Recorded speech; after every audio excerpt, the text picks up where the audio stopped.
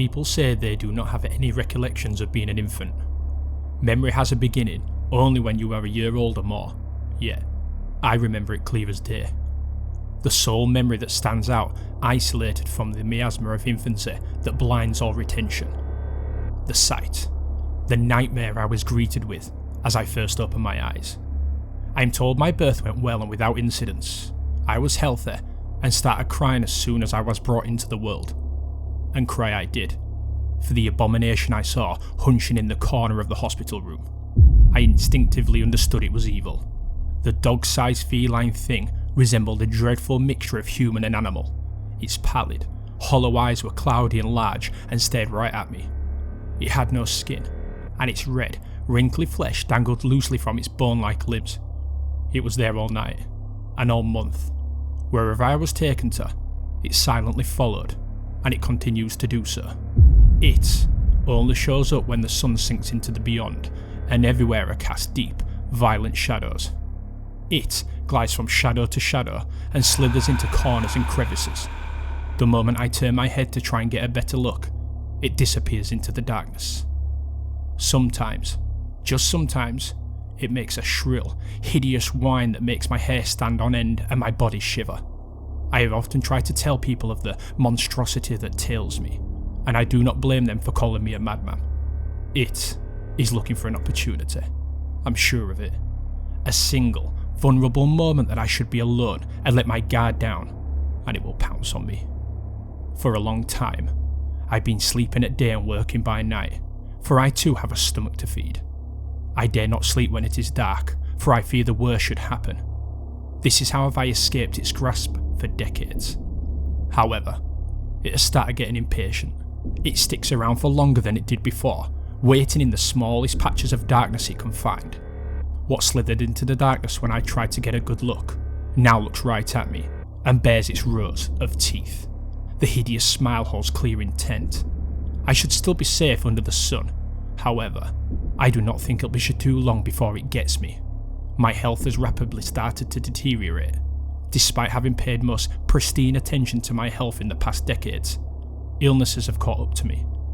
I've tried to seek medical help, but lack of monetary means has failed me. The monster's grin has started growing wider. Its shrill laughs have started echoing through my ears more and more frequently. It dares lurk out of the corners and circles the room while glaring at me. It is only a matter of time when my mortal body shall force me into old-timely sleep or unconsciousness. I would want nothing more than to be in a place with people where I feel much safer, but regardless, the fact that I'm renowned lunatic that everyone should avoid, I feel like I'm trying to merely delay the inevitable. It seems the hunt has neared an end. I write this short account of my experience, which I shall carry in my hands at all times, in hopes with scant expectations that someone facing a similar, ludicrous fate can gain solace in the fact that they are not alone.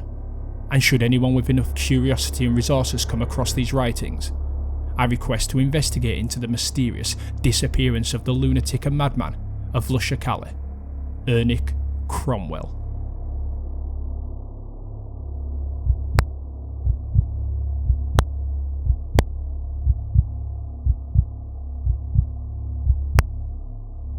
This is a true story, told from the first-person perspective of my older half-brother. It's a story that's been told over and over again within my family at holiday dinners. Back in 1990, my marriage was on the rocks. Living at home amongst nothing but unbearable strife between my wife and I forced me to temporarily move out and stay at my mum's for a while. Mum had only been living in the house for a little over a year. You, referring to me, were only about 7. It was a nice, low-crime neighbourhood. I need silence and darkness to sleep, which is why every night I wear both a blindfold and earplugs. Because of how uncannily I know the layout of the house, I'm able to go to the bathroom without looking. I'd woken up in the middle of the night having to pee, discombobulated from my half-asleep stupor. "Jake, shut up," I whispered to my dog, who usually slept at the foot of the bed. He'd been staring at my door, whimpering. He had an ear infection at the time, so this wasn't unusual. What was unusual, however, was the tenseness in his muscles. I got out of bed and opened my door and walked out into the hallway, when I accidentally walked right into my mum, I quickly placed my hands on her arms and said, "Jesus, you scared me." I had my blindfold on and couldn't see, so I just pushed past her and went to the bathroom. Then, I simply went back to bed, but I realised something as I laid staring at the ceiling. My room and hallway smelled of a strong, flowery perfume. Just Mum's body wash. She must have just taken a shower before bed, nothing to be alarmed about. What happened in that upstairs hallway didn't hit me until the next day when I was in the kitchen eating breakfast. She'd come up the stairs from the basement doing laundry when we engaged in menial chat about the weather and eventually my marriage. "So what are you two going to do?" "I don't know," I sighed. "I think we're both just getting sick and tired of the arguing. It's not resolving itself." "I don't know. Maybe it's unfixable at this point." She murmured. "Well, maybe you should call her." "Yeah, maybe.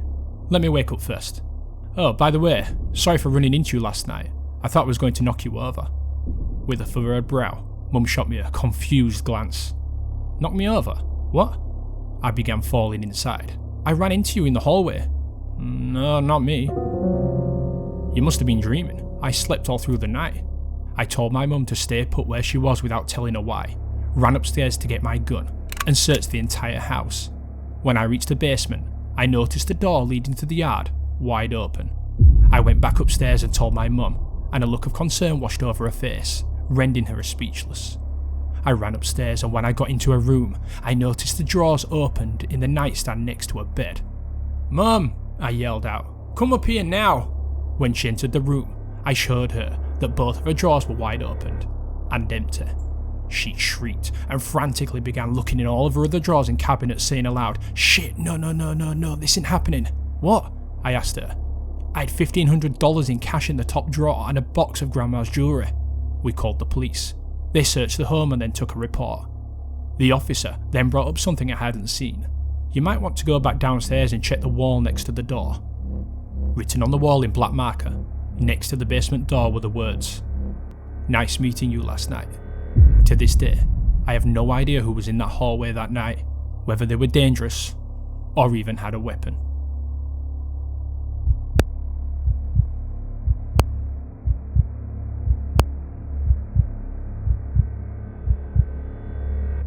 January the 11th.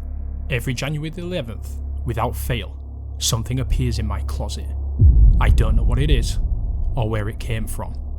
All I know is that it is there, staring at me, watching me.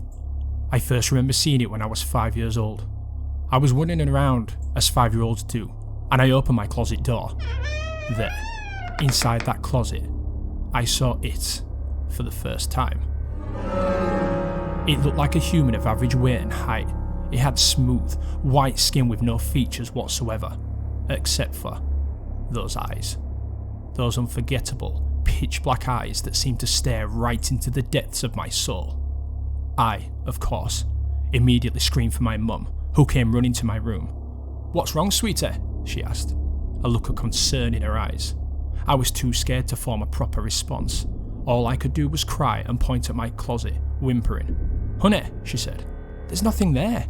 She wrapped her arms around me, comfortingly, shushing me. She led me away from the closet, shutting its door. I wanted to believe she was right. I wanted to believe that there was really nothing there, but those eyes says otherwise. I didn't sleep that night. I spent my childhood desperately trying to convince my mother that there really was something in the closet that appeared only once a year. She didn't believe me, and who would have? I eventually stopped trying to convince her. It was no use. I had accepted the fact that I would have to live with this thing in my closet. My teen years were fairly normal, considering that thing I had to live with. In fact, I had almost forgotten about it. After all, it only appeared once a year.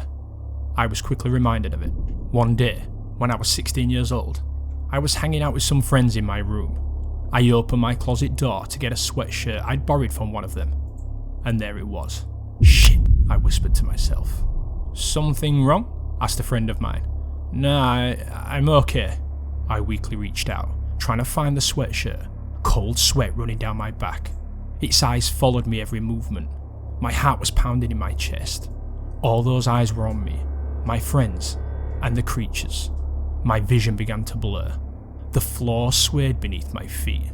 The last thing I saw before blacking out was those hollow eyes fixated on me.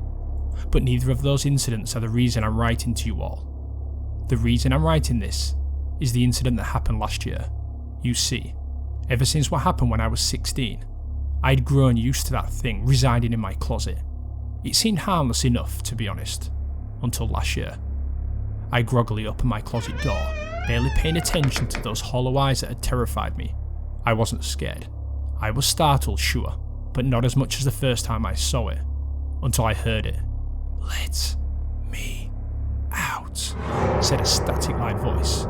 And just like that, all the fear from when I was younger came flooding back. Only this time, I was too paralysed to scream or even run.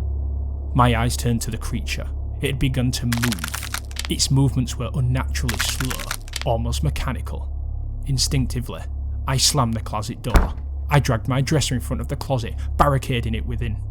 That day, I heard constant scratching coming from the closet, and that night, I got no sleep at all. As I write this, I can hear scratching from the closet. I barricaded it already, but it seems to be more persistent than last year. The scratching is getting louder, closer. Please, help me.